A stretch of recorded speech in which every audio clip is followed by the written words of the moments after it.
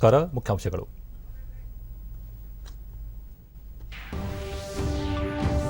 Corona ಸೋಂಕು ಹೆಚ್ಚಳ ಹಿನ್ನೆಲೆ ಪ್ರಧಾನಿ ನೇತೃತ್ವದಲ್ಲಿ ಉನ್ನತ ಮಟ್ಟದ ಸಭೆ. ಏಪ್ರಿಲ್ 6ರಿಂದ 14ರವರೆಗೆ ದೇಶಾದ್ಯಂತ ವಿಶೇಷ ಅಭಿಯಾನಕ್ಕೆ ನಿರ್ಧಾರ. ಎಲ್ಲ ಸಮುದಾಯಗಳಿಗೆ ಸಾಮಾಜಿಕ ನ್ಯಾಯ, ಮೀಸಲಾತಿ ಪ್ರಮಾಣ ಹೆಚ್ಚಳ ವಿಚಾರ ಪರ್ಯಾಲೋಚನೆ. ಮುಖ್ಯಮಂತ್ರಿ ಬಿಎಸ್ ಯಡಿಯೂರಪ್ಪ. ತಮಿಳುನಾಡು, ಕೇರಳ, ಪುದುಚೇರಿ ವಿಧಾನಸಭಾ ಚುನಾವಣೆ ಬಹಿರಂಗ ಪ್ರಚಾರಕ್ಕೆ ಇಂದು ತೆರೆ. ರಾಜಕೀಯ ನಾಯಕರಿಂದ ಬಿರುಸಿನ ಪ್ರಚಾರ. ಛತ್ತೀಸ್ಗಢ ನಕ್ಸಲ್ ದಾಳಿಯಲ್ಲಿ 22 ಯೋಧರು ಹುತಾತ್ಮ. ಮಾವೋವಾದಿ ವಿರುದ್ಧ ಕಾರ್ಯಾಚರಣೆ ಮತ್ತಷ್ಟು ತೀವ್ರಗೊಳಿಸಲು ಕ್ರಮ. ಅಮಿತ್ ಶಾ. ವಾರ್ತೆಗಳ ವಿವರ. ದೇಶದಲ್ಲಿ ಕೋವಿಡ್-19 ಸೋಂಕಿನ 2ನೇ ಅಲೆ ಹೆಚ್ಚುತ್ತಿರುವ ಹಿನ್ನೆಲೆಯಲ್ಲಿ ಪ್ರಧಾನಿ ನರೇಂದ್ರ ಮೋದಿ ಅಧ್ಯಕ್ಷತೆಯಲ್ಲಿ ಇಂದು ಉನ್ನತ ಮಟ್ಟದ ಸಭೆ ನಡೆಯಿತು. ಕೋವಿಡ್-19 ಸೋಂಕು ನಿಯಂತ್ರಣ ಮತ್ತು ಲಸಿಕಾ ಅಭಿಯಾನದ ಕುರಿತು ಸಭೆಯಲ್ಲಿ ಚರ್ಚಿಸಲಾಯಿತು. ಕೋವಿಡ್ ನಿಯಂತ್ರಣಕ್ಕಾಗಿ ಏಪ್ರಿಲ್ 6ರಿಂದ 14ರವರೆಗೆ ದೇಶಾದ್ಯಂತ ವಿಶೇಷ ಅಭಿಯಾನ ಹಮ್ಮಿಕೊಳ್ಳಲು ನಿರ್ಧರಿಸಲಾಯಿತು. 100% ಮಾಸ್ಕ್ ಬಳಕೆ ಉತ್ತೇಜಿಸುವುದು ಅಭಿಯಾನದ ಉದ್ದೇಶವಾಗಿದೆ. ವಿವಿಧ ರಾಜ್ಯಗಳಲ್ಲಿ ಕೈಗೊಂಡಿರುವ ಕ್ರಮಗಳ ಬಗ್ಗೆ ಪ್ರಧಾನಿ ಅವರಿಗೆ ಮನವರಿಕೆ ಮಾಡಿಕೊಡಲಾಯಿತು. ಮಹಾರಾಷ್ಟ್ರ, ಛತ್ತೀಸ್ಗಢ ಮತ್ತು ಪಂಜಾಬ್ ರಾಜ್ಯಗಳ ಪರಿಸ್ಥಿತಿಯನ್ನು ಗಂಭೀರವಾಗಿ ಪರಿಗಣಿಸಿದ ಪ್ರಧಾನಿ ಈ 3 ರಾಜ್ಯಗಳಿಗೆ ಕೇಂದ್ರ ತಂಡಗಳನ್ನು ಕಳುಹಿಸಲು ಸೂಚಿಸಿದರು. ಸೋಂಕು ನಿಯಂತ್ರಣಕ್ಕೆ ಜನರ ಸಹಭಾಗಿತ್ವದ ಅಗತ್ಯವನ್ನು ಪ್ರತಿಪಾದಿಸಿದ ಪ್ರಧಾನಿ ಪರೀಕ್ಷೆ ಹೆಚ್ಚಳ, ಸೋಂಕು ಪತ್ತೆ, ಚಿಕಿತ್ಸೆ, ನಿಯಮ ಪಾಲನೆ ಮತ್ತು ಲಸಿಕಾ ವಿತರಣೆ ಚುರುಕುಗೊಳಿಸಲು ನಿರ್ದೇಶನ ನೀಡಿದರು. ಸಚಿವ ಸಂಪುಟ ಕಾರ್ಯದರ್ಶಿ, ಪ್ರಧಾನಮಂತ್ರಿಗಳ ಕಾರ್ಯಾಲಯದ ಕಾರ್ಯದರ್ಶಿ, ಗೃಹ ಮತ್ತು ಆರೋಗ್ಯ ಸಚಿವಾಲಯಗಳ ಕಾರ್ಯದರ್ಶಿಗಳು, ನೀತಿ ಆಯೋಗದ ಸದಸ್ಯ ವಿಕೆ ಪೌಲ್ ಹಾಗೂ ಉನ್ನತ ಮಟ್ಟದ ಅಧಿಕಾರಿಗಳು ಸಭೆಯಲ್ಲಿ ಪಾಲ್ಗೊಂಡಿದ್ದರು.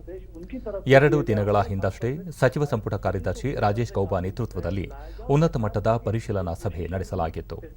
ಕರ್ನಾಟಕ ಸೇರಿದಂತೆ ಸೋಂಕು ಹೆಚ್ಚಿರುವ ರಾಜ್ಯಗಳೊಂದಿಗೆ ಚರ್ಚೆ ನಡೆಸಲಾಗಿತ್ತು. ಈ ರಾಜ್ಯಗಳಲ್ಲಿ ಕಟ್ಟುನಿಟ್ಟಿನ ಕ್ರಮಕ್ಕೆ ಸೂಚಿಸಲಾಗಿತ್ತು.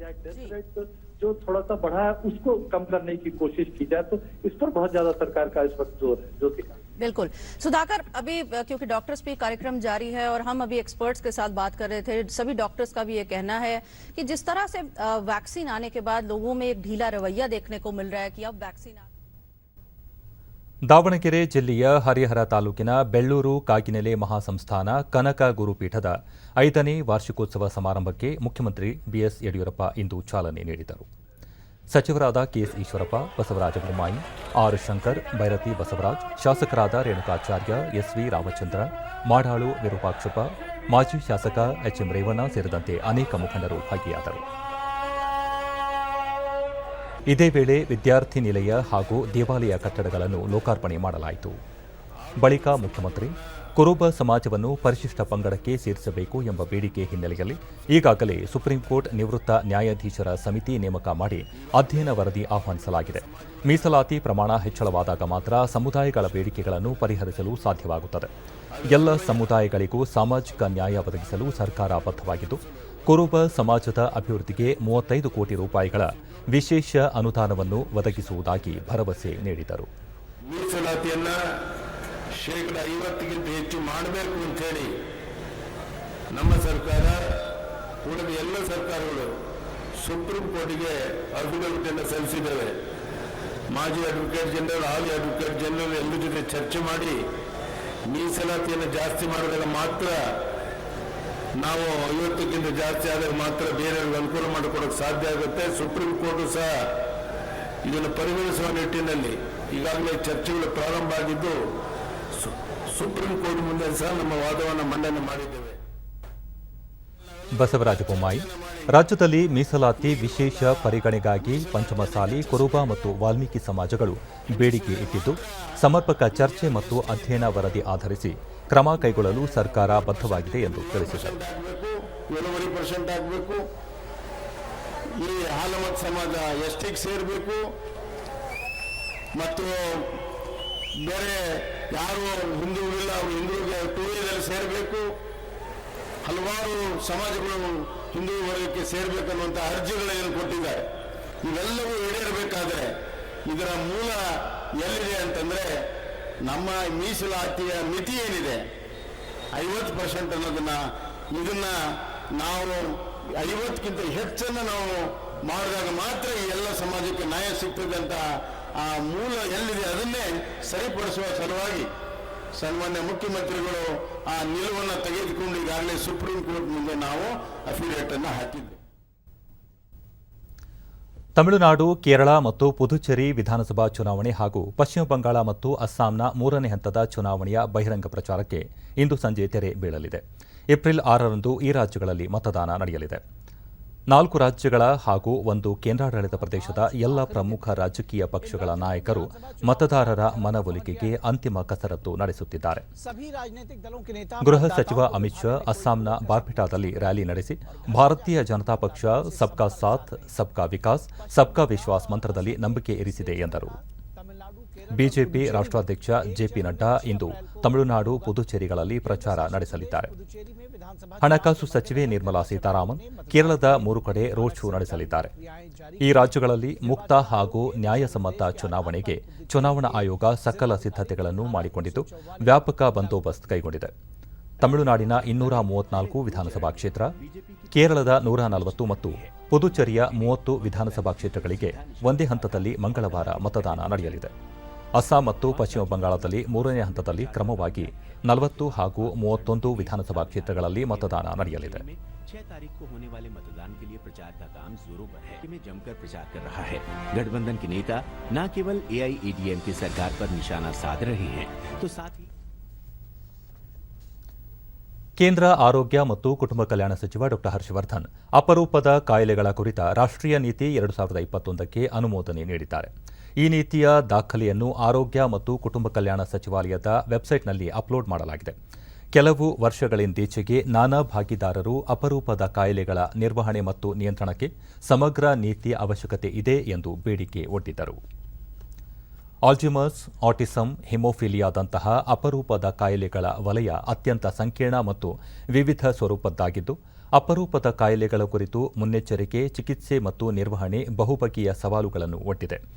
ಅಪರೂಪದ ಕಾಯಿಲೆಗಳನ್ನು ಮುಂಚಿತವಾಗಿಯೇ ಪತ್ತೆ ಹಚ್ಚುವುದು ಒಂದು ಬಹುದೊಡ್ಡ ಸವಾಲಿನ ಕೆಲಸವಾಗಿದೆ. ಅಪರೂಪದ ಕಾಯಿಲೆಗಳ ಕುರಿತ ನೀತಿಯ ಉದ್ದೇಶ ಕಾಯಿಲೆಗಳ ಚಿಕಿತ್ಸೆಗೆ ಈಗಿರುವ ದುಬಾರಿ ದರವನ್ನು ಇಳಿಕೆ ಮಾಡುವುದು ಮತ್ತು ಆರೋಗ್ಯ ಸಂಶೋಧನಾ ಇಲಾಖೆಯಡಿ ಆರೋಗ್ಯ ಮತ್ತು ಕುಟುಂಬ ಕಲ್ಯಾಣ ಸಚಿವಾಲಯದ ಸಮನ್ವಯದೊಂದಿಗೆ ರಾಷ್ಟ್ರೀಯ ಸಂಸ್ಥೆಯನ್ನು ಸ್ಥಾಪಿಸಿ ಅದರ ಮೂಲಕ ದೇಶೀಯವಾಗಿ ಸಂಶೋಧನೆಗಳನ್ನು ಕೈಗೊಳ್ಳಲು ಹೆಚ್ಚಿನ ಒತ್ತು ನೀಡುವುದು, ಸಂಶೋಧನೆ ಮತ್ತು ಅಭಿವೃದ್ಧಿಗೆ ಹೆಚ್ಚಿನ ಆದ್ಯತೆ ಹಾಗೂ ಅಪರೂಪದ ಕಾಯಿಲೆಗಳ ಚಿಕಿತ್ಸಾ ವೆಚ್ಚ ತಗ್ಗಿಸಲು ಸ್ಥಳೀಯವಾಗಿ ಔಷಧಗಳ ಉತ್ಪಾದನೆಗೆ ನೀತಿಯಲ್ಲಿ ಪ್ರಾಧಾನ್ಯತೆ ನೀಡಲಾಗುವುದು. ಅಲ್ಲದೆ ಈ ನೀತಿ ಅಪರೂಪದ ಕಾಯಿಲೆಗಳ ಕುರಿತು ರಾಷ್ಟ್ರೀಯ ಆಸ್ಪತ್ರೆ ಆಧಾರಿತ ರಿಜಿಸ್ಟರಿಯನ್ನು ಸೃಷ್ಟಿಸಲು ಉದ್ದೇಶಿಸಿದೆ. ಆ ಮೂಲಕ ಅಪರೂಪದ ಕಾಯಿಲೆಗಳಿಗೆ ವ್ಯಾಖ್ಯಾನ ನೀಡಲು ಅಗತ್ಯ ದತ್ತಾಂಶ ಲಭ್ಯವಾಗಲಿದೆ ಮತ್ತು ದೇಶದೊಳಗೆ ಅಪರೂಪದ ಕಾಯಿಲೆಗಳಿಗೆ ಸಂಬಂಧಿಸಿದಂತೆ ಸಂಶೋಧನಾ ಮತ್ತು ಅಭಿವೃದ್ಧಿ ಕಾರ್ಯಗಳನ್ನು ಕೈಗೊಳ್ಳಬಹುದಾಗಿದೆ. ಪೆಟ್ರೋಲ್, ಡೀಸೆಲ್ ಹಾಗೂ ಅಡುಗೆ ಅನಿಲ ದರ ಇಳಿಕೆ ಆರಂಭವಾಗಿದ್ದು, ಮುಂದಿನ ದಿನಗಳಲ್ಲಿ ದರ ಇನ್ನಷ್ಟು ತಗ್ಗಲಿದೆ ಎಂದು ಕೇಂದ್ರ ಪೆಟ್ರೋಲಿಯಂ ಸಚಿವ ಧರ್ಮೇಂದ್ರ ಪ್ರಧಾನ್ ಹೇಳಿದ್ದಾರೆ. ಅಸ್ಸಾಂನಲ್ಲಿ ಅವರು ಅಂತಾರಾಷ್ಟ್ರೀಯ ಮಾರುಕಟ್ಟೆಯಲ್ಲಿ ಕಚ್ಚಾ ತೈಲ ಬೆಲೆ ಇಳಿಕೆಯ ಲಾಭವನ್ನು ಗ್ರಾಹಕರಿಗೆ ವರ್ಗಾಯಿಸಲು ನಾವು ಹಿಂದಿನಿಂದಲೂ ಕ್ರಮ ಕೈಗೊಂಡಿದ್ದೇವೆ. ಈಗಲೂ ಸಹ ಅದೇ ಪದ್ಧತಿ ಮುಂದುವರೆದಿದ್ದು, ಅಂತಾರಾಷ್ಟ್ರೀಯ ಮಾರುಕಟ್ಟೆಯಲ್ಲಿ ಆಗುತ್ತಿರುವ ಬೆಲೆ ಇಳಿಕೆಯ ಪ್ರಯೋಜನವನ್ನು ಗ್ರಾಹಕರಿಗೆ ಲಭ್ಯವಾಗುವಂತೆ ಮಾಡಲಾಗುತ್ತಿದೆ ಎಂದು ತಿಳಿಸಿದ್ದಾರೆ. ತುಮಕೂರು ಶಿವಮೊಗ್ಗ ನಡುವಿನ ರಾಷ್ಟ್ರೀಯ ಹೆದ್ದಾರಿಯನ್ನು ಭಾರತಮಾಲಾ ಯೋಜನೆಯಡಿ ಚತುಷ್ಪಥ ಹೆದ್ದಾರಿಯಾಗಿ ಮೇಲ್ದರ್ಜೆಗೆ ಏರಿಸಲು 6,397 ಕೋಟಿ ರೂಪಾಯಿಗಳ ವೆಚ್ಚದ ಕಾಮಗಾರಿಗೆ ಮಂಜೂರಾತಿ ದೊರೆತಿದೆ. ಈ ಯೋಜನೆ ಸಾಕಾರಗೊಳ್ಳಲು ಸಹಕರಿಸಿದ ಪ್ರಧಾನಿ ನರೇಂದ್ರ ಮೋದಿ ಮತ್ತು ಕೇಂದ್ರ ಭೂ ಸಾರಿಗೆ ಮತ್ತು ಹೆದ್ದಾರಿ ಖಾತೆ ಸಚಿವ ನಿತಿನ್ ಗಡ್ಕರಿ ಅವರಿಗೆ ಅಭಿನಂದನೆ ಸಲ್ಲಿಸುವುದಾಗಿ ಮುಖ್ಯಮಂತ್ರಿ ಬಿಎಸ್ ಯಡಿಯೂರಪ್ಪ ಟ್ವೀಟ್ ಮಾಡಿದ್ದಾರೆ.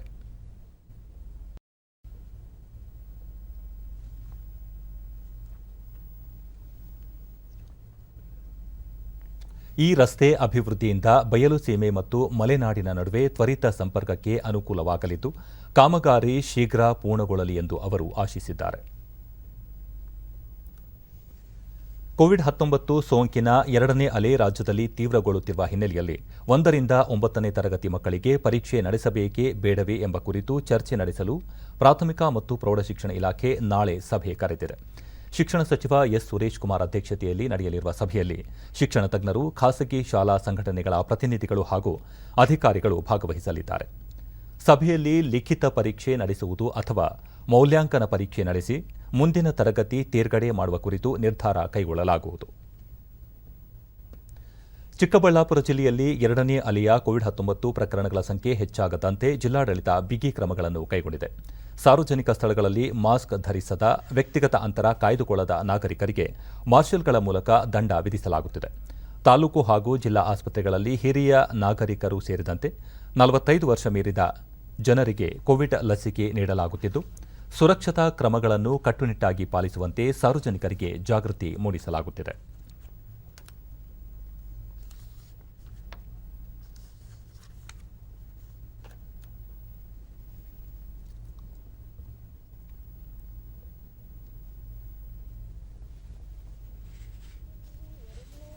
ಡಿಡಿ ನ್ಯೂಸ್ನೊಂದಿಗೆ ಜಿಲ್ಲಾಧಿಕಾರಿ ಆರ್ ಲತಾ, ಜಿಲ್ಲೆಯಲ್ಲಿ ಕೋವಿಡ್-19 ಪರೀಕ್ಷಾ ಸಾಮರ್ಥ್ಯವನ್ನು ದ್ವಿಗುಣಗೊಳಿಸಲಾಗಿದ್ದು, ಗ್ರಾಮ ಮಟ್ಟದಿಂದ ಟಾಸ್ಕ್ ಫೋರ್ಸ್ ಚುರುಕುಗೊಳಿಸಲಾಗಿದೆ.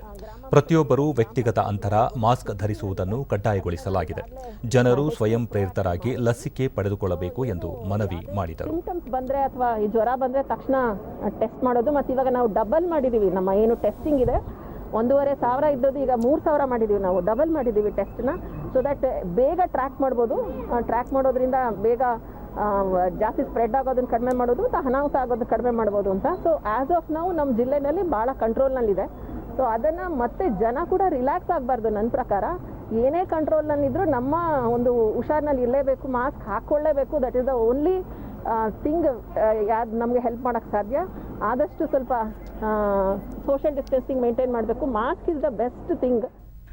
100 ಈ ಒಂದು ಜಿಲ್ಲಾ ಆರೋಗ್ಯ ಮತ್ತು ಕುಟುಂಬ ಕಲ್ಯಾಣಾಧಿಕಾರಿ ಡಾಕ್ಟರ್ ಇಂದಿರಾ ಆರ್ ಕಾವಡೆ, ಜಿಲ್ಲೆಯಲ್ಲಿ ಎಲ್ಲಾ ಆರೋಗ್ಯ ಕೇಂದ್ರಗಳು, ತಾಲೂಕು ಮತ್ತು ಜಿಲ್ಲಾಸ್ಪತ್ರೆಗಳಲ್ಲಿ ಲಸಿಕಾ ಕೇಂದ್ರಗಳನ್ನು ತೆರೆಯಲಾಗಿದೆ. ಇದುವರೆಗೆ ಸುಮಾರು 62,000 ಜನ ಲಸಿಕೆ ಪಡೆದಿದ್ದಾರೆ. ಚಿಕ್ಕಬಳ್ಳಾಪುರ, ಬೆಂಗಳೂರಿಗೆ ಹತ್ತಿರದ ಜಿಲ್ಲೆಯಾದ್ದರಿಂದ ಸೋಂಕು ಹೆಚ್ಚಳವಾಗದಂತೆ ತಡೆಯಲು ಅಗತ್ಯ ಕ್ರಮಗಳನ್ನು ಕೈಗೊಳ್ಳಲಾಗಿದೆ ಎಂದರು. ಜಾಸ್ತಿ ಇರೋದ್ರಿಂದ ಹೋಗಿ ಬರುವಂತ ನಿಟ್ಟಿನಲ್ಲಿ ನಾವು ಖಂಡಿತವಾಗಿ ನಮ್ಮ ಚಿಕ್ಕಬಳ್ಳಾಪುರ ಜಿಲ್ಲೆನ ಹೇಗೆ ಅದನ್ನು ಮುಂದಿನ ಅಂಥ ಕೇಸುಗಳು ಜಾಸ್ತಿ ಆಗಬಾರ್ದು ಅಂತ ನಮಗೆ ಏನು ರಾಜ್ಯ ಮಟ್ಟದಿಂದ ದಿನಂಪ್ರತಿ ನಮ್ಮ ಗೈಡ್ಲೈನ್ಸ್ ಏನು ಕೊಡ್ತಾ ಇದ್ದಾರೆ ಸರ್ಕಾರದಿಂದ. ಚಿಕ್ಕಬಳ್ಳಾಪುರ ನಗರಸಭಾ ವ್ಯಾಪ್ತಿಯಲ್ಲಿ ನಾವು ನಗರಸಭೆ ಪೌರಾಯುಕ್ತ ಲೋಹಿತ್ ನಗರಸಭೆ ವ್ಯಾಪ್ತಿಯಲ್ಲಿ 12 ಮಾರ್ಷಲ್ಗಳನ್ನು ನೇಮಿಸಿದ್ದು, ಸಾರ್ವಜನಿಕರಲ್ಲಿ ಅರಿವು ಮೂಡಿಸಲಾಗುತ್ತಿದೆ. ಆಟೋ, ಟಿಪ್ಪರ್ಗಳಲ್ಲಿ, ಕಸದ ಗಾಡಿಗಳಲ್ಲಿ ಮುಂಜಾಗ್ರತಾ ಕ್ರಮದ ಮಾಹಿತಿಯನ್ನು ಜನತೆಗೆ ನೀಡಲಾಗುತ್ತಿದೆ ಎಂದು ತಿಳಿಸಿದರು. ಬಟ್ ಇಲ್ಲಿ ನಮ್ಮ ಉದ್ದೇಶ ದಂಡ ಹಾಕಬೇಕು ಅನ್ನೋ ಮೈನ್ ಉದ್ದೇಶ ಅಲ್ಲ. ನಮ್ಮ ಮೈನ್ ಉದ್ದೇಶ ಇರೋದು ಮಾಸ್ಕು ಮತ್ತು ಸೋಷಿಯಲ್ ಡಿಸ್ಟೆನ್ಸ್ ಮೇಂಟೈನ್ ಮಾಡಬೇಕು ಅನ್ನೋ ಉದ್ದೇಶ. ಸೊ ಹಾಗಾಗಿ ಜನಗಳಲ್ಲಿ ಅರಿವು ಕೂಡ ಮೂಡಿಸ್ತಾ ಇದ್ದೀವಿ. ಅದ್ರ ಜೊತೆಗೆ ಸಾರ್ವಜನಿಕರು ಕೂಡ ಮಾಸ್ಕು ಮತ್ತು ಸೋಷಿಯಲ್ ಡಿಸ್ಟೆನ್ಸ್ ಹಾಕಿ ಈ ಕೊರೋನಾನ ತಡೆಗಟ್ಟಬೇಕಲ್ಲಿ ನಾನು ಸಾರ್ವಜನಿಕರಿಗೆ ಈ ಮೂಲಕ. ಇದುವರೆಗೂ ಕೋವಿಡ್-19 ಲಸಿಕೆ ಪಡೆಯದಿರುವ ಆರೋಗ್ಯ ಕ್ಷೇತ್ರ ಮತ್ತು ಮುಂಚೂಣಿ ಕಾರ್ಯಕರ್ತರಿಗೆ ಹೊಸದಾಗಿ ನೋಂದಣಿ ಮಾಡಿಕೊಳ್ಳುವ ಅವಕಾಶವನ್ನು ಸ್ಥಗಿತಗೊಳಿಸಲಾಗಿದೆ ಎಂದು ಕೇಂದ್ರ ಸರ್ಕಾರ ತಿಳಿಸಿದೆ.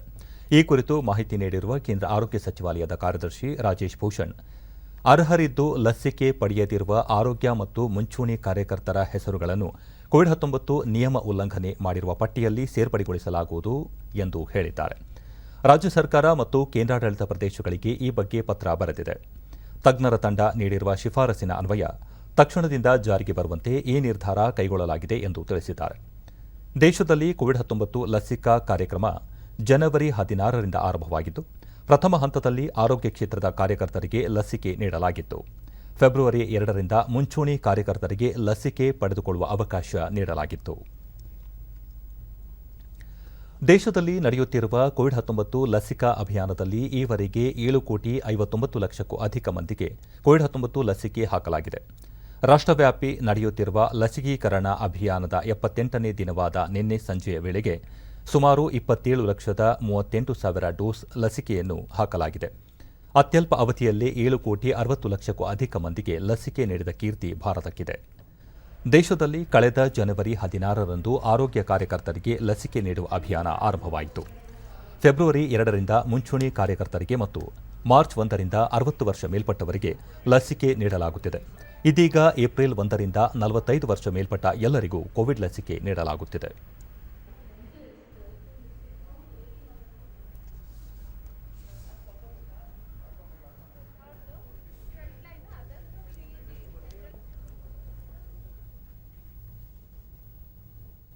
ರಾಜ್ಯದಲ್ಲಿ ಇಂದು 4,553 ಕೋವಿಡ್ ಪ್ರಕರಣಗಳು ದೃಢಪಟ್ಟಿದ್ದು, ಇದರೊಂದಿಗೆ ಒಟ್ಟು ಸೋಂಕು ಪ್ರಕರಣಗಳ ಸಂಖ್ಯೆ 10,15,155ಕ್ಕೆ ಏರಿಕೆಯಾಗಿದೆ. ಇಂದು 2,060 ಮಂದಿ ಆಸ್ಪತ್ರೆಯಿಂದ ಬಿಡುಗಡೆಯಾಗಿದ್ದು, ಇದುವರೆಗೂ ಗುಣಮುಖರಾದವರ ಒಟ್ಟು ಸಂಖ್ಯೆ 9,63,419ಕ್ಕೆ ತಲುಪಿದೆ. ಇಂದು 15 ಮಂದಿ ಸಾವನ್ನಪ್ಪಿದ್ದು, ಮೃತಪಟ್ಟವರ ಸಂಖ್ಯೆ 12,625ಕ್ಕೆ ಏರಿಕೆಯಾಗಿದೆ. ಸದ್ಯ ರಾಜ್ಯದಲ್ಲಿ 39,092 ಸಕ್ರಿಯ ಪ್ರಕರಣಗಳು ಇವೆ. 331 ಮಂದಿ ರಾಜ್ಯದ ವಿವಿಧ ಆಸ್ಪತ್ರೆಗಳಲ್ಲಿ ತೀವ್ರ ನಿಗಾ ಘಟಕದಲ್ಲಿ ಚಿಕಿತ್ಸೆ ಪಡೆಯುತ್ತಿದ್ದಾರೆ. ಇಂದು 1,19,881 ಮಾದರಿಗಳ ಪರೀಕ್ಷೆ ನಡೆಸಿದ್ದು, ಇದುವರೆಗೂ 2,89,602 ಮಂದಿಗೆ ಕೊರೋನಾ ಪರೀಕ್ಷೆ ನಡೆಸಲಾಗಿದೆ ಎಂದು ಆರೋಗ್ಯ ಮತ್ತು ಕುಟುಂಬ ಕಲ್ಯಾಣ ಇಲಾಖೆ ತಿಳಿಸಿದೆ. ಬೆಂಗಳೂರಿನಲ್ಲಿ ಇಂದು 2,783 ಮಂದಿಗೆ ಸೋಂಕು ತಗುಲಿದ್ದು, ಒಟ್ಟು ಸೋಂಕು ಪ್ರಕರಣಗಳ ಸಂಖ್ಯೆ 4,47,031ಕ್ಕೆ ಏರಿಕೆಯಾಗಿದೆ. ಇಂದು 1,225 ಮಂದಿ ಆಸ್ಪತ್ರೆಯಿಂದ ಬಿಡುಗಡೆಯಾಗಿದ್ದು, ಇದುವರೆಗೂ ಗುಣಮುಖರಾದವರ ಸಂಖ್ಯೆ 4,14,283ಕ್ಕೆ ಏರಿಕೆಯಾಗಿದೆ. ಸದ್ಯ 28,098 ಸಕ್ರಿಯ ಪ್ರಕರಣಗಳು ಇವೆ. ಬೆಂಗಳೂರಿನಲ್ಲಿ 8 ಮಂದಿ ಮೃತಪಟ್ಟಿದ್ದು, ಇದುವರೆಗೂ ಒಟ್ಟು 4,649 ಮಂದಿ ಸಾವನ್ನಪ್ಪಿದ್ದಾರೆ. ಇಂದು ಕಲಬುರಗಿಯಲ್ಲಿ 3, ಧಾರವಾಡ 2, ಹಾಸನ ಮತ್ತು ತುಮಕೂರು ಜಿಲ್ಲೆಯಲ್ಲಿ ಒಬ್ಬರು ಸಾವನ್ನಪ್ಪಿದ್ದಾರೆ. ಉಳಿದಂತೆ ರಾಜ್ಯದ ವಿವಿಧ ಜಿಲ್ಲೆಗಳಲ್ಲಿ ದಾಖಲಾಗಿರುವ ಸೋಂಕು ಪ್ರಕರಣಗಳ ಸಂಖ್ಯೆ ಈ ರೀತಿ ಇದೆ.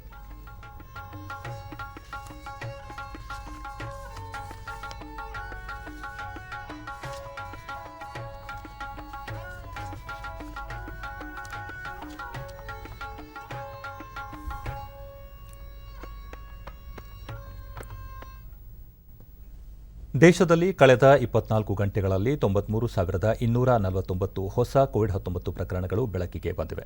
ಇದರೊಂದಿಗೆ 513 ಮಂದಿ ಮೃತಪಟ್ಟಿದ್ದಾರೆ.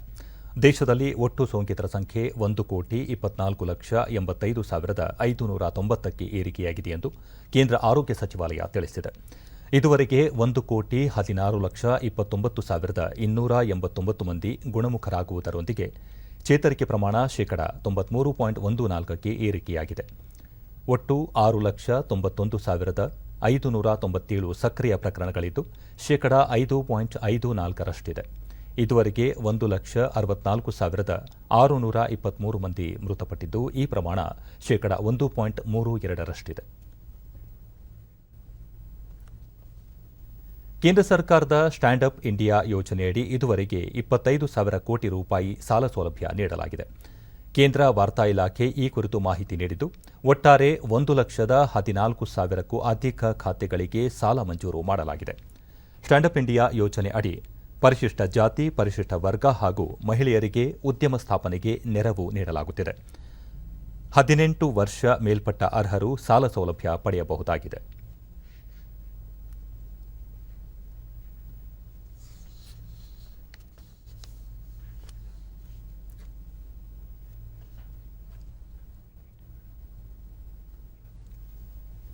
ಛತ್ತೀಸ್ಗಢದ ಬಿಜಾಪುರ ಜಿಲ್ಲೆಯಲ್ಲಿ ನಿಷೇಧಿತ ಮಾವೋವಾದಿ ಗುಂಪು ನಡೆಸಿದ ದಾಳಿ 22 ಯೋಧರು ಹುತಾತ್ಮರಾಗಿದ್ದು, ಓರ್ವ ಯೋಧ ನಾಪತ್ತೆಯಾಗಿದ್ದಾರೆ.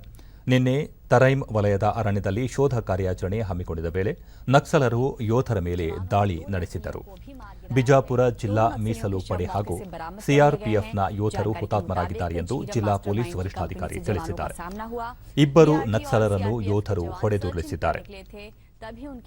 ಕೇಂದ್ರ ಗೃಹ ಸಚಿವ ಅಮಿತ್ ಶಾ ಛತ್ತೀಸ್ಗಢ ಮುಖ್ಯಮಂತ್ರಿಗಳೊಂದಿಗೆ ಘಟನೆ ಕುರಿತು ಸಮಾಲೋಚನೆ ನಡೆಸಿದರು. ಘಟನೆ ಹಿನ್ನೆಲೆಯಲ್ಲಿ ಅವರು ಅಸ್ಸಾಂ ಚುನಾವಣಾ ರ್ಯಾಲಿ ರದ್ದುಪಡಿಸಿ ದೆಹಲಿಗೆ ವಾಪಸ್ಸಾಗಿದ್ದಾರೆ.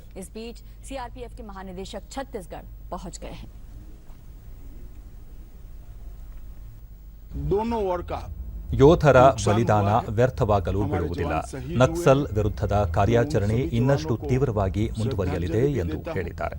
और उनके परिवारजनों को और देश को इतना विश्वास दिलाना चाहता हूं कि जवानों ने अपना खून जो देश के लिए बहाया है वो व्यर्थ नहीं जाएगा. हमारी लड़ाई और मजबूती के साथ और मक्कमता के साथ और तीव्रता के साथ इन नक्सलियों के खिलाफ चालू रहेगी और हम इसको परिणाम तक ले जाएंगे. ಛತ್ತೀಸ್ಗಢದಲ್ಲಿ ಮಾವೋಗಳ ದಾಳಿಯಲ್ಲಿ ಹುತಾತ್ಮರಾದ ಯೋಧರ ಕುಟುಂಬಗಳಿಗೆ ರಾಷ್ಟ್ರಪತಿ ರಾಮನಾಥ್ ಕೋವಿಂದ್ ಸಂತಾಪ ಸೂಚಿಸಿದ್ದಾರೆ. ಯೋಧರ ಈ ಬಲಿದಾನವನ್ನು ದೇಶ ಎಂದಿಗೂ ಮರೆಯುವುದಿಲ್ಲ ಎಂದಿದ್ದಾರೆ.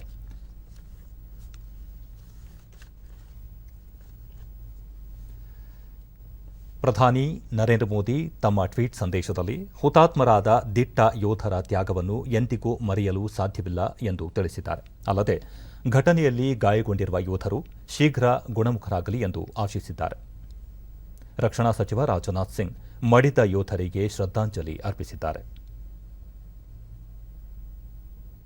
ವಾರ್ತಾ ಮತ್ತು ಪ್ರಸಾರ ಖಾತೆ ಸಚಿವ ಪ್ರಕಾಶ್ ಜಾವಡೇಕರ್ ಯೋಧರ ಬಲಿದಾನಕ್ಕೆ ಕಂಬನಿ ಮಿಡಿದಿದ್ದಾರೆ.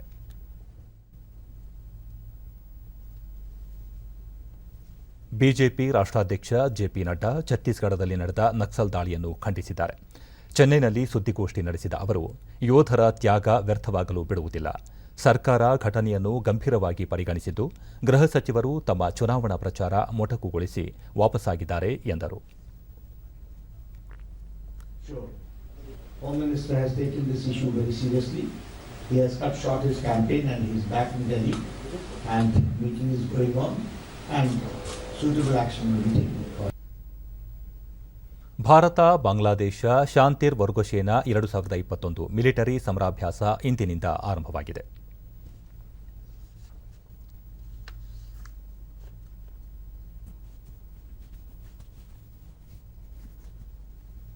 ಬಾಂಗ್ಲಾದೇಶದಲ್ಲಿ ಆರಂಭವಾಗಿರುವ 9 ದಿನಗಳ ಸಮರಾಭ್ಯಾಸದಲ್ಲಿ ಭೂತಾನ್, ಶ್ರೀಲಂಕಾ ಸೇನೆಗಳು ಭಾಗಿಯಾಗಿದ್ದು, ಭಾರತ ಸೇನೆಯ 30 ಯೋಧರನ್ನೊಳಗೊಂಡ ಒಂದು ತುಕಡಿ ಪಾಲ್ಗೊಂಡಿದೆ. ಬಂಗಬಂಧು ಶೇಖ್ ಮುಜಿಬಿರ್ ರೆಹಮಾನ್ ಅವರ ಜನ್ಮ ಶತಮಾನೋತ್ಸವ ಹಾಗೂ ಬಾಂಗ್ಲಾದೇಶದ 50ನೇ ಸ್ವಾತಂತ್ರ್ಯೋತ್ಸವದ ಅಂಗವಾಗಿ ಸಮರಾಭ್ಯಾಸ ಆಯೋಜಿಸಲಾಗಿದೆ. ಕರ್ನಾಟಕ ಲೋಕಸೇವಾ ಆಯೋಗದ ಅಧ್ಯಕ್ಷರಾಗಿ ಶಿವಶಂಕರಪ್ಪ ಎಸ್ ಸಾಹುಕಾರ್ ಅವರನ್ನು ನೇಮಕ ಮಾಡಲಾಗಿದೆ. ಈ ಕುರಿತು ರಾಜ್ಯಪಾಲ ವಜುಭಾಯಿ ವಾಲಾ ಅವರು ಆದೇಶ ಹೊರಡಿಸಿದ್ದಾರೆ. ಸಂವಿಧಾನದ ಕಲಂ 316(1) ಅನ್ವಯ ಅಧಿಕಾರ ಬಳಸಿ ತಕ್ಷಣದಿಂದ ಜಾರಿಗೆ ಬರುವಂತೆ ಆಯೋಗದ ಹಾಲಿ ಸದಸ್ಯರಾಗಿದ್ದ ಶಿವಶಂಕರಪ್ಪ ಅವರನ್ನು ಅಧ್ಯಕ್ಷರನ್ನಾಗಿ ನೇಮಕ ಮಾಡಲಾಗಿದೆ. ಅಧ್ಯಕ್ಷರಾಗಿದ್ದ ಷಡಕ್ಷರ ಸ್ವಾಮಿ ಅವರ ಅವಧಿ ಮಾರ್ಚ್ 31ಕ್ಕೆ ಕೊನೆಗೊಂಡಿತ್ತು. ತೆರವಾದ ಈ ಸ್ಥಾನಕ್ಕೆ ಇದೀಗ ನೇಮಕ ಮಾಡಲಾಗಿದೆ.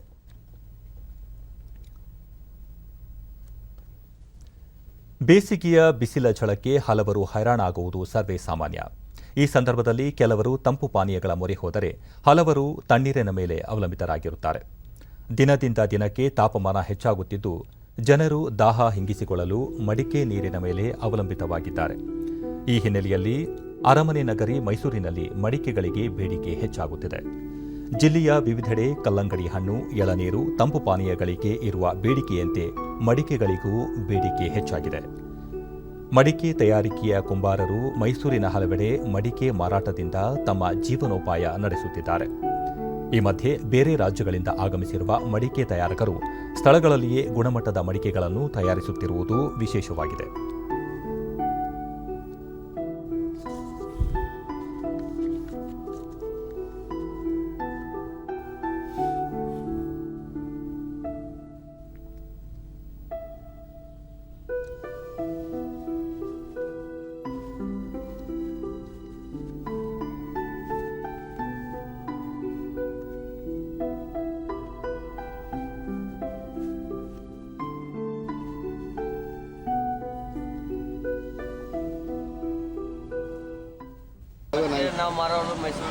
ಡಿಡಿ ನ್ಯೂಸ್ನೊಂದಿಗೆ ಕುಂಬಾರಿಕೆ ವೃತ್ತಿ ನಡೆಸುತ್ತಿರುವ ಕೃಷ್ಣ 2 ಲೀಟರ್ನಿಂದ 15 ಲೀಟರ್ ವರೆಗಿನ ನೀರು ಶೇಖರಣೆ ಸಾಮರ್ಥ್ಯದ ಮಡಿಕೆಗಳಿಗೆ ಹೆಚ್ಚಿನ ಬೇಡಿಕೆ ಇದೆ. ಲಾಕ್ಡೌನ್ ನಂತರ ತಮ್ಮ ವ್ಯಾಪಾರ ಸುಧಾರಿಸಿದೆ ಎಂದರು. ಗಂಟಲಿ ನೋವಾಗಲ್ಲ, ಮೀಟರು ಕುಡ್ಕೋಬೋದು ನೀರು ಆರಾಮಾಗಿ. ಈಗ ಲಾಕ್ಡೌನಿಂದ ನಮಗೆ ವ್ಯಾಪಾರವೂ ಕಡಿಮೆ ಐತೆ. ಮೊದಲು ನಡೀತದ್ದು ಮೈಸೂರಲ್ಲಿ ನಾವು ವರ್ಷಕ್ಕೆ 10,000 ಪೀಸ್ ಮಾಡ್ತೀವಿ. ಜನ ಎಲ್ಲ ಇಷ್ಟಪಡ್ತಾರೆ, ತಗೊಂಡೋಗ್ತಾರೆ. ಮಡಿಕೆ ಮೇಲೆ ಒಂದು ಗ್ರಾಹಕ ಚಂದ್ರಮೌಳಿ, ಮಡಿಕೆ ನೀರು ಕುಡಿಯುವುದರಿಂದ ಆರೋಗ್ಯ ಹದಗೆಡುವುದಿಲ್ಲ. ಬೇಸಿಗೆ ಸಂದರ್ಭದಲ್ಲಿ ನೀರಿನ ದಾಹವನ್ನು ನಿವಾರಿಸಿಕೊಳ್ಳಬಹುದು ಎಂದು ತಿಳಿಸಿದರು. ಮಾಡಿದ್ರೆ ಒಳ್ಳೆಯದು ಅಂತ ನಮಗೆ ಹೇಳ್ಕೊಟ್ಟಿದ್ದಾರೆ. ಮುಂಚೆಯಿಂದ ಮಾಡ್ಕೊಂಡು ಬಂದಿದ್ದೀವಿ. ಎಲ್ಲ ಇದನ್ನು ಉಪಯೋಗಿಸಿದರೆ ತುಂಬ ಒಳ್ಳೆಯದು ಅಂತ ನಮ್ಮ ಅನಿಸಿಕೆ. ನಾವಿವತ್ತು ಒಂದು ಗ್ರಾಹಕಿ ಹೇಮಾ ನಂದೇಶ್ ಬೇಸಿಗೆ ಸಂದರ್ಭದಲ್ಲಿ ಮಡಿಕೆ ನೀರಿನ ಬಳಕೆಯಿಂದ ದೇಹದ ತಾಪಮಾನವನ್ನು ಕಾಪಾಡಿಕೊಳ್ಳಲು ಸಹಕಾರಿಯಾಗಲಿದೆ ಎಂದು ಅಭಿಪ್ರಾಯಪಟ್ಟರು. ಮಡಿಕೆಗಳ ಸೌಂದರ್ಯವೂ ಕೂಡ ಹೆಚ್ಚುತ್ತೆ. ಯಾವತ್ತೂ ನಾವು ಬಣ್ಣ ಮಿಶ್ರಿತವಾದ ಮಡಿಕೆಯನ್ನು ಉಪಯೋಗಿಸಬಾರದು, ಅವು ಜೀವಕ್ಕೆ ಸ್ವಲ್ಪ ಹಾನಿಕರವಾಗಿದೆ.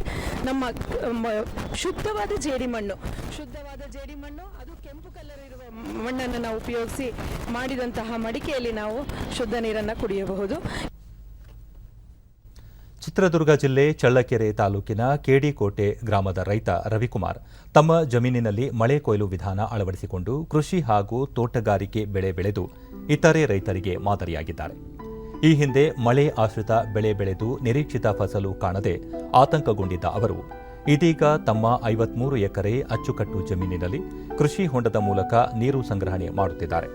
ಗೋಡಂಬಿ ಸಸಿಗಳನ್ನು ನಾಟಿ ಮಾಡಿರುವ ಅವರು ಅಂತರ ಬೆಳೆಗಳಾದ ಕಲ್ಲಂಗಡಿ, ಕರಬೂಜ, ಹಾಗಲಕಾಯಿ, ಬಾಳೆ, ಶೇಂಗಾ ಸೇರಿ ಹಲವು ಬೆಳೆಗಳನ್ನು ಬೆಳೆದಿದ್ದಾರೆ.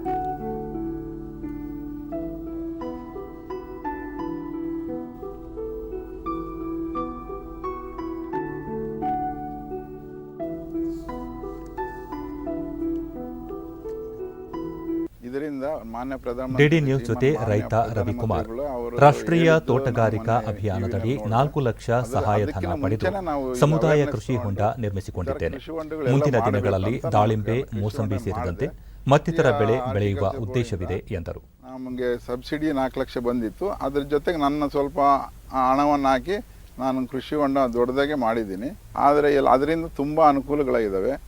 ನೀರಿನ ಸಂಗ್ರಹ ಮಾಡಿ ನೀರು ಬೋರ್ವೆಲ್ ಇಂಪ್ರೂವ್ಮೆಂಟ್ ಆಗುತ್ತೆ, ಕುಡಿಯೋ ನೀರು ಇಂಪ್ರೂವ್ಮೆಂಟ್ ಆಗುತ್ತೆ, ಮತ್ತು ಬೆಳೆಗೆ ಕೃಷಿ ಹೊಂಡದ ಮಳೆಯ ನೀರು, ಮಳೆ ಕೊಯ್ಲು ನೀರು ತುಂಬ ಉತ್ಕೃಷ್ಟವಾಗಿ ಬೆಳೆ ಬರುತ್ತೆ. ಬೆಳೆ ಬರೋದ್ರಿಂದ ರೈತರಿಗೆ ಆದಷ್ಟು ಈ ಒಂದು ಮೆಡಿಷನ್ ಹೊಡೆಯೋದು ಇನ್ನೊಂದು ಇದು ತುಂಬ ಕಡಿಮೆ ಆಗುತ್ತೆ. ಕಡಿಮೆ ಆದ್ರಿಂದ ರೈತರಿಗೆ ತುಂಬ ಲಾಭಾಂಶ ಬರುತ್ತೆ. ಕಡಿಮೆ ಖರ್ಚಿನಲ್ಲಿ ಲಾಭ ಜಾಸ್ತಿ ಬರ್ತದೆ. ಆದ್ದರಿಂದ ಎಲ್ಲರೂ ಮಳೆ ನೀರನ್ನು ಉಪಯೋಗಿಸಬೇಕಾಗಿ ನನ್ನ ಒಂದು ಮನವಿ. ಈ ಒಂದು ಜಮೀನುಗಳಲ್ಲಿ ತೋಟಗಾರಿಕೆ ಇಲಾಖೆ ಸಹಾಯಕ ನಿರ್ದೇಶಕ ಆರ್ ವಿರೂಪಾಕ್ಷಪ್ಪ, ಚಳ್ಳಕೆರೆ ತಾಲೂಕು ಅತ್ಯಂತ ಕಡಿಮೆ ಮಳೆ ಬೀಳುವ ಪ್ರದೇಶವಾಗಿದ್ದು ಮಣ್ಣು ಮತ್ತು ನೀರನ್ನು ಸಂರಕ್ಷಣೆ ಮಾಡಿಕೊಂಡು ಬೆಳೆ ಬೆಳೆಯುವುದು ರೈತರಿಗೆ ಸವಾಲಿನ ಕೆಲಸವಾಗಿದೆ. ರೈತ ರವಿಕುಮಾರ್ ಅವರು ಸಮಗ್ರ ಬೇಸಾಯ ಮತ್ತು ವೈಜ್ಞಾನಿಕ ನೀರು ಸಂಗ್ರಹ ಪದ್ಧತಿ ಅಳವಡಿಸಿಕೊಳ್ಳುವ ಮೂಲಕ ಇತರೆ ರೈತರಿಗೆ ಮಾದರಿಯಾಗಿದ್ದಾರೆ ಎಂದರು. 1 ಕೋಟಿಗೂ ಅಧಿಕ ನೀರನ್ನು ಸಂಗ್ರಹಣೆ ಮಾಡ್ತಕ್ಕಂಥ ಒಂದು ಸಮುದಾಯ ಕೃಷಿ ಹೊಂಡ ಮಾಡ್ಕೊಂಡಿದ್ದಾರೆ. ಈ ಒಂದು ಕೃಷಿ ಹೊಂಡದಲ್ಲಿ ಬಿದ್ದಂಥ ಯೇಸು ಕ್ರಿಸ್ತನನ್ನು ಶಿಲುಬೆಗೇರಿಸಿದ 3 ದಿನಗಳ ನಂತರ ಪುನರುತ್ಥಾನದ ಸಂಕೇತವಾಗಿ ಈಸ್ಟರ್ ಆಚರಣೆ ಮಾಡಲಾಗುತ್ತದೆ. ಇದರ ಅಂಗವಾಗಿ ದೇಶಾದ್ಯಂತ ಚರ್ಚ್ಗಳಲ್ಲಿ ವಿಶೇಷ ಪ್ರಾರ್ಥನೆಗಳು ನಡೆಯುತ್ತಿವೆ. ಈಸ್ಟರ್ ಹಿನ್ನೆಲೆಯಲ್ಲಿ ರಾಷ್ಟ್ರಪತಿ, ಉಪರಾಷ್ಟ್ರಪತಿ ಹಾಗೂ ಪ್ರಧಾನಿ ಕ್ರೈಸ್ತ ಸಮುದಾಯಕ್ಕೆ ಶುಭಾಶಯಗಳನ್ನು ಕೋರಿದ್ದಾರೆ.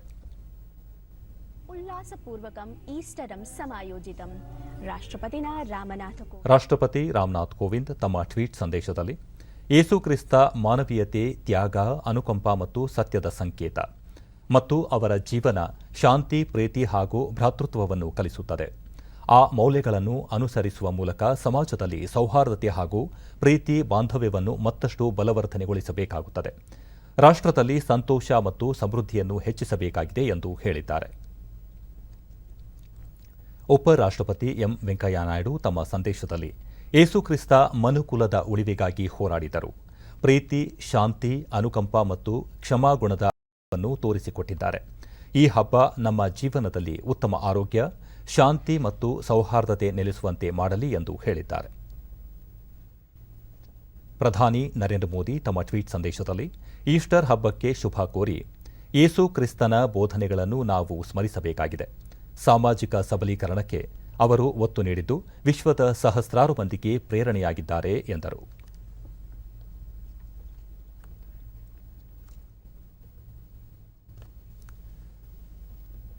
ಕೊನೆಯಲ್ಲಿ ಮತ್ತೊಮ್ಮೆ ಮುಖ್ಯಾಂಶಗಳು.